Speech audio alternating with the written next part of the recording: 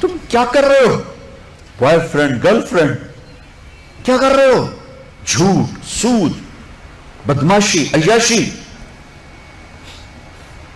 جس قوم میں ظلم پھیل جائے، جس قوم میں بددیانتی پھیل جائے، جس قوم میں جھوٹ پھیل جائے، اس کا جنازہ نکل چکا ہے، مارنے کی ضرورت نہیں ہے. میرے بچوں، ہم اس ملک کو بنائیں، اور اللہ کا قانون ہے کہ اپنے آپ کو بدلو.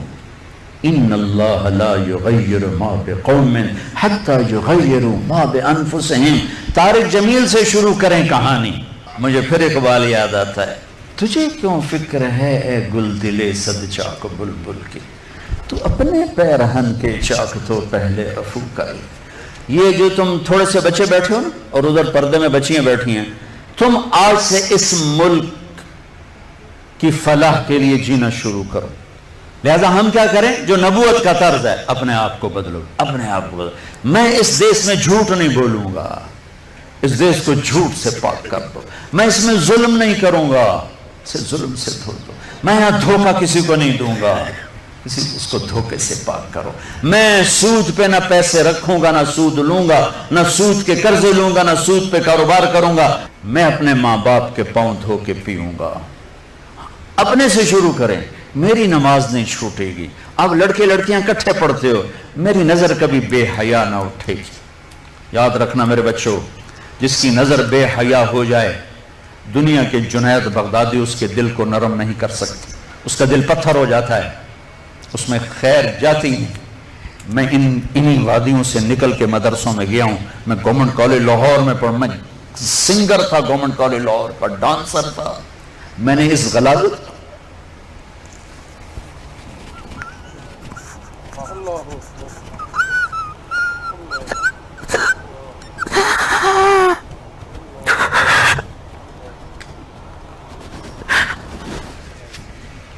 میں نے ان اندھیروں میں سفر کیا ہوا ہے.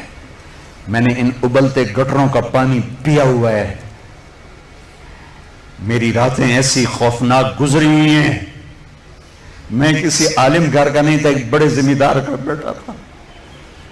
میرے رب نے میرے نصیب وہاں سے نکال، میں اس کا شکر گزار.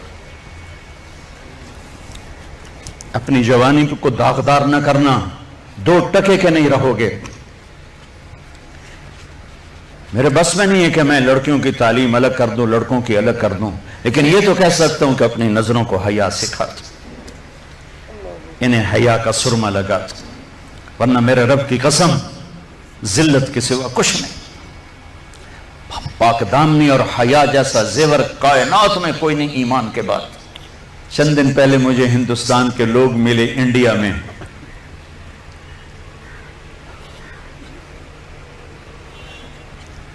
تو ان کا یہ ہم گشت کر رہے تھے، سکھوں کا محلہ تھا.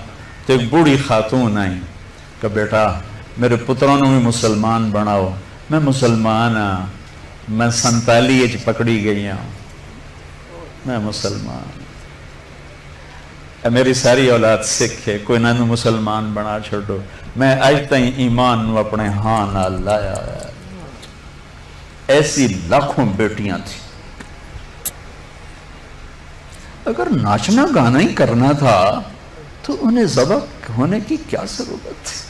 اگر سود کے بڑے بڑے نظام چلانے تھے، ناچ گانے کی محفلیں سجانی تھیں، آوارگی کو تہذیب بنانا تھا، میرے دیش کی عدالتوں نے بک جانا تھا، وکیل کی بولی لگ رہی ہو جیسے منڈی میں سبزی کی بولی لگتی ہے، جو مرضی خرید لے، پیسے دے دے، قاتل بھی چھوڑا دوں گا، زانی بھی چھوڑا دوں گا، پیسے دے دو تیرا قبضہ بحال کرا دوں گا. جج کے قلم کی قیمت لگ چکی ہو، اتنے پیسے دے دو، سائن کروا لو.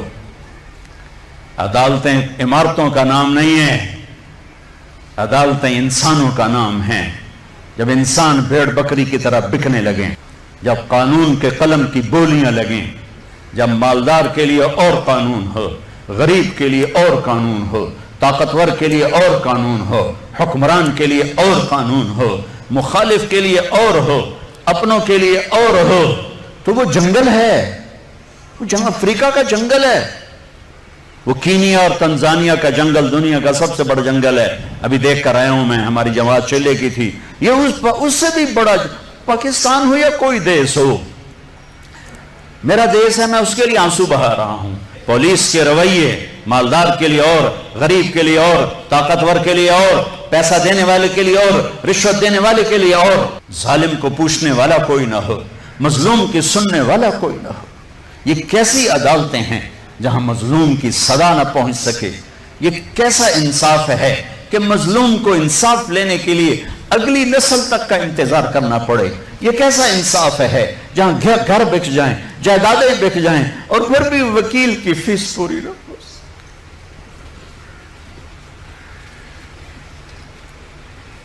ہمارے بزرگوں نے بہت اچھا خواب دیکھا، بڑے ذبح ہوئے، چمن میں تخت پر جس دم شہ گل کا تجمل تھا، ہزاروں بلبلیں تھی باغ میں، ایک شور تھا غل تھا، کھلی جب آنکھ نرگس کی نہ تھا جز خار کچھ باقی، بتاتا باغباں رو رو یہاں غنچہ یہاں گل تھا۔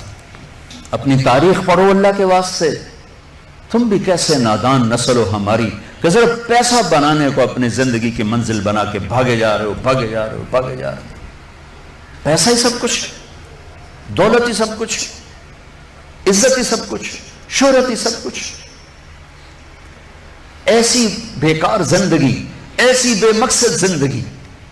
ایک موت ہے جو پیچھے لگی ہوئی ہے، یہ شمع گل ہو جائیں گی، یہ بولتی زبان ہمیشہ کے لیے خاموش ہو جائے گی، کانوں کے ٹیلی فون کے تار کٹ جائیں گے، یہ سوید لباس پہنا ہوا جسم لٹھے کے کفن میں لپیٹ کر مٹی میں مٹی کر دیا جائے گا۔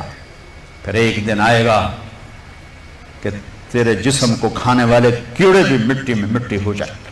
اجل ہی نے چھوڑا نہ کسرا نہ دارا، اسی سے سکندر صفاتی بہارا، ہر ایک لے کے کیا کیا نہ حسرت سے دارا، پڑا رہ گیا سب یوں ہی ٹھاٹھ سارا، جگہ جی لگانے کی دنیا نہیں ہے، یہ عبرت کی جا ہے تماشا نہیں۔